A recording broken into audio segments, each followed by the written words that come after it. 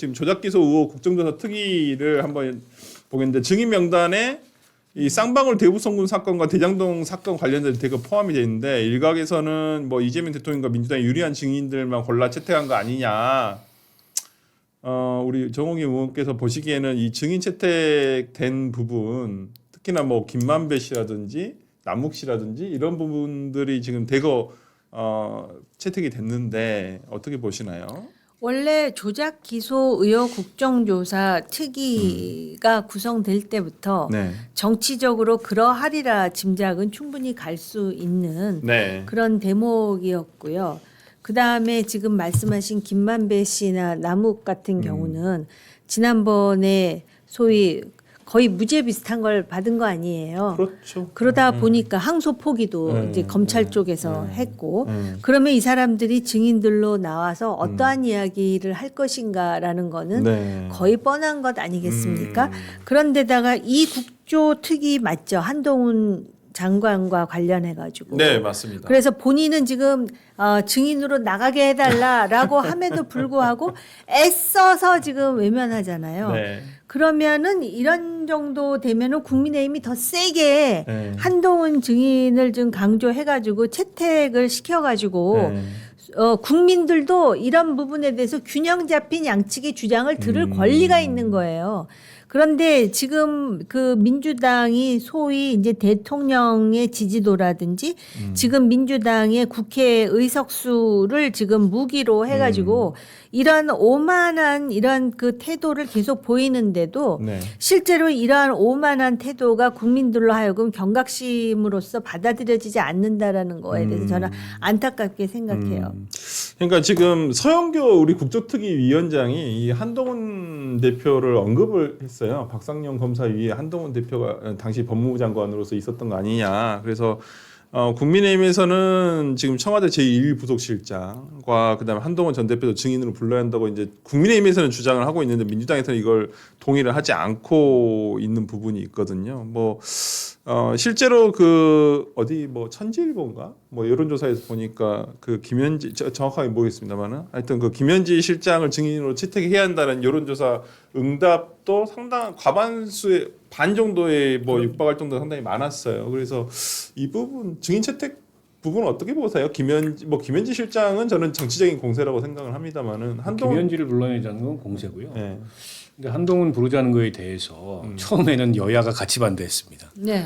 그래요. 네, 야당도 한동훈 키워준다. 그렇죠. 그게 현 지도부 입장하고 배치되잖아요. 그렇죠. 특히 나경원 의원이 아주 강력히 반대했다고 그러는데 다른 법사위원들 설득에 따라서 마지못해 이제 요구를 했는데 여당에서는 그냥 반대하는 거죠. 네. 당신들도 반대하지 네. 않았냐. 네. 뭐 이런 논리를 세워서. 근데 네. 저는 그럴 거 있나 싶어요. 왜냐하면 당시 법무부 장관이기 때문에 어떻게 보면은 관계자예요.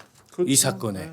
그리고 지휘의 최정점에 있었을 수도 있습니다. 물론 법무부 장관이 무슨 수사 지휘를 하지는 않지만. 그렇죠. 구체적인 사건에 대한 것은 안 근데 하니까. 서영교 위원장이 얘기했던 대로 배우다라고 얘기하면은 지휘를 했을 수도 있다는 심증을 갖고 있는 거잖아요. 네. 그러면 그걸 한동훈 없는 데서 한동훈 때리기를 하지 말고 네.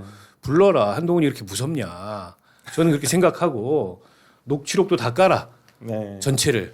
그러니까 이게 이런 의혹이 제기되면 여론은 갈릴 수밖에 없습니다. 네. 그리고 여론은 끝까지 하나로 수렴이 안 될 거예요. 그러나 어쨌든 뭐가 진실에 가까운지 국민들이 객관적인 사실을 놓고 판단할 수 있는 기회를 줘야 돼요.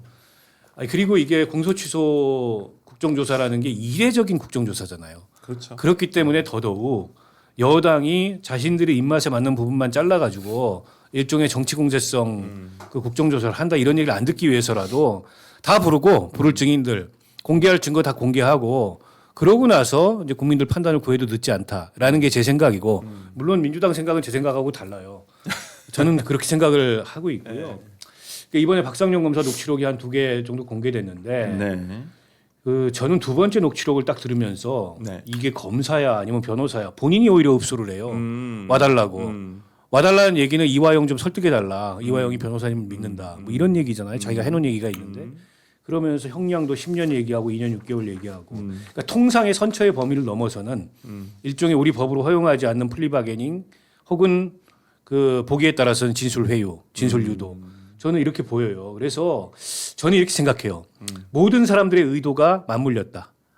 그러니까 이화영도 자기 혐의를 좀 축소하고 싶고 음. 그리고 이제 자기 형량을 줄이고 싶은 이화영의 의도 그리고 그 이화영의 의도를 알고 있는 변호인들의 의도 그리고 어쨌든 대여를 사실은 이화영 입 밖에 믿을 게 없었던 다른 물증을 확보하기 어려웠던 검찰의 진술을 이끌어내려는 유도 이게 다 맞물려서 나타난 현상이라고 보고 책임이 어느 일방한테만 전가되기가 어렵다라고 생각을 하거든요. 그리고 저거 진짜 밝혀내려면 국정조사를 안 돼요. 왜냐하면 국정조사는 법률적 증명이 안 돼요. 네. 정치적 공세지 서로 간에 수사 수사입니다.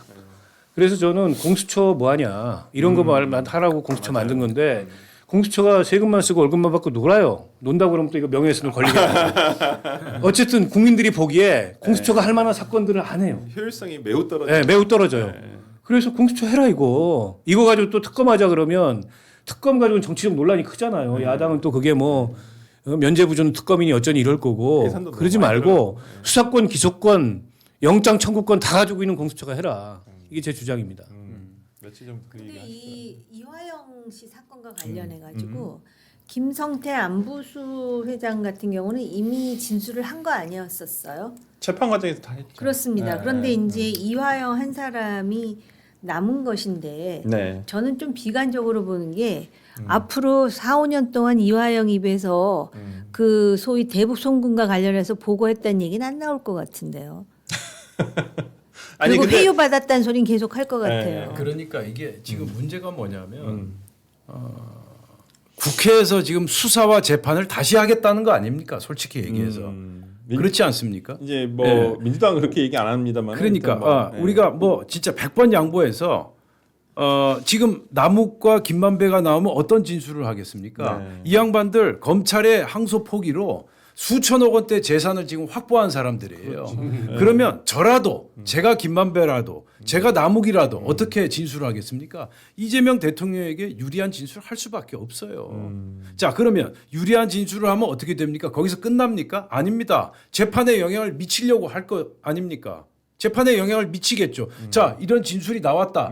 재판부에서 참고해라. 이렇게 얘기하지 않을까요? 네. 자, 그러면 그 국회법에 나와 있는 대로 재판에 관여할 목적으로 해서는 아니 된다라는 규정에 어긋나는 거예요. 네. 자, 이렇게 되면 이게 헌법 위반이 되고 그러면 이런 계속 국정조사에서 이런 엉터리 그야말로 신뢰할 수 없는 진술이 계속되는데 이게 수사와 재판에 영향을 미친다.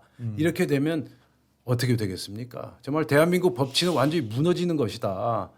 그리고 아까 말씀하신 대로 사실 뭐 국회에서 뭐 수사를 제대로 할 수 없는 거 아닙니까? 압수수색도 제대로 못 하고 그런 상황에서 그냥 일방에 왔다 갔다 하는 오락가락 진술에 의존해서 지금 재판 결과 수사에도 영향을 미치는 어이없는 상황이 계속 펼쳐질 것이다. 그래서 국정 대혼란만 발생할 것이다. 그렇게 저는 보고 있습니다. 그러니까 좀 국민의힘에도 좀 쓴소리를 제가 좀 말씀드리면 그러니까 이런 유의 법사위에서 그동안에 많이 있었잖아요. 네. 근데 국민의힘이 야당으로 대처를 제대로 못해요. 그러니까 내용을 일단 잘 파악을 못하는 것 같고 나경원 의원이 어제도 네. 재심해라 막 이렇게 얘기하시던데 재심 사유가 됩니까? 박상용의 조작 기소가 확인이 돼야 재판으로 확정이 돼야 비로소 재심 사유가 됩니다. 근데 난데 밑도 끝도 없이 재심하래요. 그러니까 야당의 메시지와 견제력이 하나도 국민들한테 전달이 안 됩니다. 왜냐하면 거의 똥볼이니까. 그래서 이번 국정조사도 그냥 네. 보이콧하겠다, 파행시키겠다, 내지는 뭐 재판관이다 이렇게 얘기하지 말고 그 내용을 속속들이 파악을 해가지고 쟁점들을 정확하게 짚으면서 반박을 해야죠. 근데 그 능력이 안 돼요 지금 국민의힘이. 그러니까 그냥 소리만 빽빽 지르다가 끝나는 그런 국정조사가 반복되고 있다고 생각하고 검찰 조직의 생리상이요. 이거 절대로 인정 안 할 겁니다. 그리고 대다수 검사는 안 나오고 자기들 깐에는 진짜 제대로 반박 가능한 에이스들만 내보내려고 할 거예요. 그래서 제가 이게 국정조사를 안 끝난다는 겁니다. 그러면 수사해야 돼요. 국정조사로 공소취소 못 이끌어내요. 불가능합니다 거의. 그러니까 지금 민주당에서는 뭐 아까 말씀해 주신 대로 재심을 하기 위해서라도 찾아야 되지 않겠냐. 국정조사를 통해서 우리가 그걸 찾아보겠다라고 얘기를 하면서 뭐 공소취소 이한 거 아니냐라고 하는 질문에 대해서는 어저께 김동완 의원이 이제 인터뷰에서 그렇게 밝히셨더라고요. 그러니까 우리가 공소취소를 하려는 건 아니다. 목적이. 아니 민주당 의원들도 알아요. 국정조사로 할 공소취소 수가 못 없잖아요. 끌어낸다는 거 압니다. 근데 검찰이 스스로 잘못된 것을 바로잡을 기회를 주는 거일 수도 있다.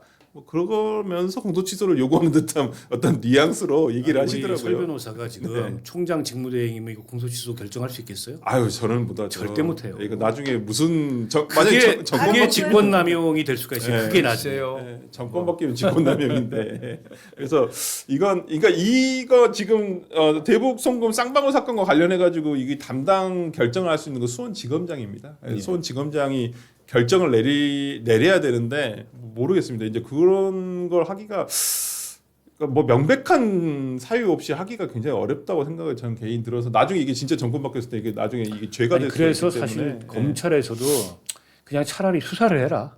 특검이나 공수처가 이럴 것 같아요. 제가 보기엔. 그래서 민주당에서는 지금 특검으로 가자고 그거 할까봐 얘기를 하고 걱정하는 거 아니에요, 민주당이 뭘요? 오히려?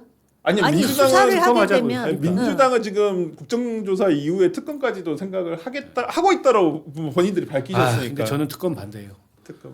뭔 1년 360일 특검만 하고 있냐. 맞아요. 그냥 공수처가 해라. 네. 공수처 왜 놀리냐고요. 저거 돈을 얼마나 쓰고 차라리 있는데. 공수처 이게 개인 의견인데요. 네. 공수처는 없애고 특검으로 하는 게 나을지도 몰라요. 현실적으로. 아니 공수처 예전에 만들자고 우리 박 의원님 엄청 아니, 그러니까 노력하셨는데 반성하셔야지. 반성하셔야지. 이렇게 될 줄은 모르셨죠. 그때만 하더라도. 아니, 그래서 과거에 제 주장을 합리화하기 위해서라도 공수처가 일을 해야 된다. 아 공수처 놀리면 안 된다.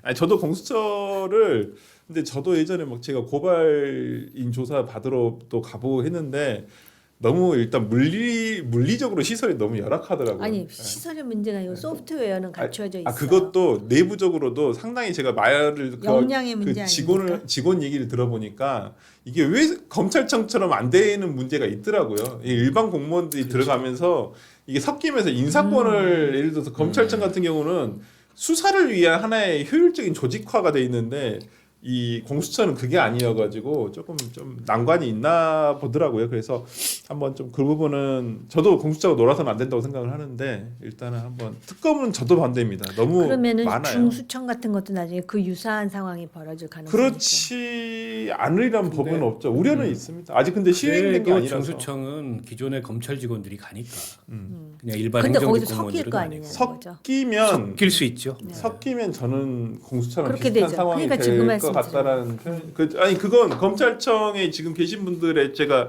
얘기를 직접적으로 들어보니까 좀 그런 우려를 하더라고요. 근데 아직 실행된 게 아니라서 그러니까 피해자는 아니 잠재적인- 그러자 질문이 있는데 설 네. 변호사는 채택이 됐어요 증인으로. 아직 채택 안 된 걸로 알고 있습니다. 왜 안 되죠? 핵심적 관계자로 알고 민주당에서 있는데. 반대하고 있다고. 네. 네, 제가 그렇게 알고 있습니다. 아니 근데 어저께 김동화 의원이 지금 국조특위 의원인데 어저께 그 장성철 소장이 하는 YTN 라디오를 제가 나갔는데 어저께 우리 방송에서 제가 말씀드렸습니다마는 그 똑같은 질문을 하셨어요. 왜 안 부르냐 설 변호사를. 그러니까 방송에서 충분히 얘기하신 것 같아서 굳이 우리가 불러서 들을 필요는 없다고 생각한다라고 얘기하시더라고요. 말이 돼요? 그건 아닌 그래서 것 제가 방송에서 많이 얘기했거든요. 그래서 같은데. 뭐, 그건 아닌 것 같은데. 근데 하여튼 뭐 그렇게 얘기하시더라고요. 나중에 저 설주한 위증한 걸로 고발도 하고 저요? 감옥도 보내고 이래야 농담입니다. 저는 뭐 이증을 절대 하지 않습니다. 저는 있는 그대로만 얘기하기 때문에 하여튼 뭐 그렇습니다. 그래서 이 국조도 지금 박상용 검사 이제 공개 지금 넉지가 지금 두 개까지 나왔고요. 저도 전체 공개가 좀 전체 파일이 다 업로드가 됐으면 좋겠어요. 그래서 그걸 국민들이 좀 판단할 수 있게 하고 지금 뭐 민주당 전용기 의원이나 김동화 의원 같은 경우는 이 부분과 관련해 가지고 전체 공개를 하겠다라고 말씀을 계속 하고 계시고. 근데 왜 안 하는 거예요? 아니 뭐 제가 때가 되면 과거에 하겠다 하니까. 제가 과거에 이제 모 방송하고 인터뷰를 한 적이 있어요. 물론 외교 안보와 관련한 네. 사안인데요. 이거를 생방송으로 해서 자기 목소리가 처음부터 끝까지 나가는 거 하고 네. 길게 인터뷰를 했는데 방송국 차원에서 이제 편집을 하잖아요. 네. 그럼 내가 그 의도로 얘기하지 않았는데 전혀 다른 내용으로 편집이 맞습니다. 되는 걸 보고 제가 깜짝 놀란 그런 경험이 있어요. 그래서 이건 다 풀어야 돼요. 다 풀기 전에는 네. 결코 지금 몇 그 조각을 가지고 누가 잘못이다라고 말할 수 없습니다. 예, 저도 지금까지 판단 유보라서 저는 그리고 5월 25일이면 제가 입회를 하고 있을 때였거든요.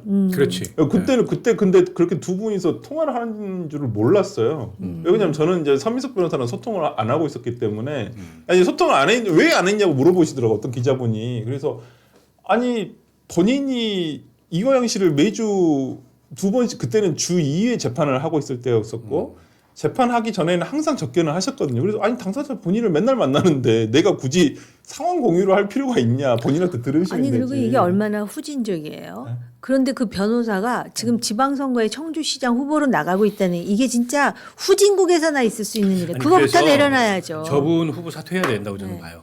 그렇게 그 정치적 순수성이나 동기가 민주당에 의심받을 계신 수밖에 분들이 없어요. 그렇게 생각한다고요? 그렇게- 아니 그 컷오프 시키면 되잖아요.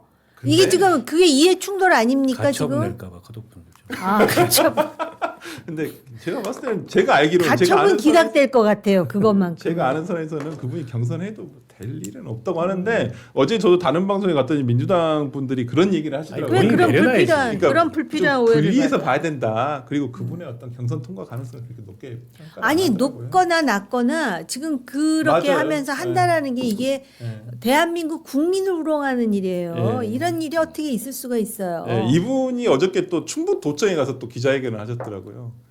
그러니까 청주가 있는 충북 도청에 가가지고 너무 그게 이제 좀 민주당에서 봤을 때도 이게 그 순수성이 훼손된다. 그래서 맞아요. 좀 네, 그런 맞아요. 얘기를 하시긴 하시더라고요. 그래서 서민석 변호사의 뭐 근데 앞으로도 이분은 지금 계속 그 경선이 남아 있으셔서 계속 얘기는 하실 것 같다는 생각 들고요. 그다음에 이제 국조특위 아니 지금 이 우리가 폭로를 봐야죠. 자기 선거 운동의 일환으로 하는 것처럼 보이잖아. 그거 아니에요? 아니 그러니까 그 순수성이나 네, 이런 게 의심되는 거고 네. 민주당 내부에서도 과연 저 사람 믿을 수 있느냐 네. 이런 얘기가 나오죠. 왜냐하면 저분이 어떻게 보면은 이재명 대통령한테 유리하지 않은 방향으로 변론을 하려고 했던 분인 것 같은데 네. 이제 입장을 180도 바꿔서 그렇죠. 뭔가를 취사 선택해서 공개하고 있는 거 아니야? 나중에 이러다 우리가 단체로 곤란해지는 거 아니야? 이런 근데 입장을 보일 수 있죠. 제가 법 전문가가 아니라서 그런지 몰라도 지금 사건들 있잖아요. 네. 대장동서부터 네. 거기 연루된 네. 뭐 그 피고 피의자. 피고죠. 그러니까 재판도 했었으니까. 피고인. 예, 피고인들도 그렇고 보면은요. 이게 정권의 부침에 따라 자기 진술을 교묘히 바꾼다라는 의심을 지울 수가 없습니다. 네. 솔직히. 네. 지금 그런 사람 여러 명 봤잖아요. 그렇죠. 네. 그 이게 참 문제예요. 그리고 또 거기서 변론하다가 정치권으로 들어와서 또 한 자리씩 하고 심지어는 유엔 대사도 뭐 친구인지 가셨죠. 뭐 네. 유엔 대사 진짜 너무 심한 거 의원님 아닙니까? 그거는 뭐 지난 정권 때도 네. 아니 윤석열 그러면은 그렇게 저격했던 사람들이 국민의힘에서 네. 나중에 다 또 친윤되고 아니요. 그러면은 지난 정권하고는 달라야죠. 지난 정권하고 비교를 한다면 이 정권도 정당성의 문제가 심각하다라는 얘기죠. 네. 하여튼 뭐 저 차지호 아니 차 무슨 변호사님인데 저 이제 대선 캠프에서 저는 뵀었거든요. 예전에 제가 민주당에 있었을 때. 근데 그분이 유엔 대사 가실 줄은 생각도 못했어요.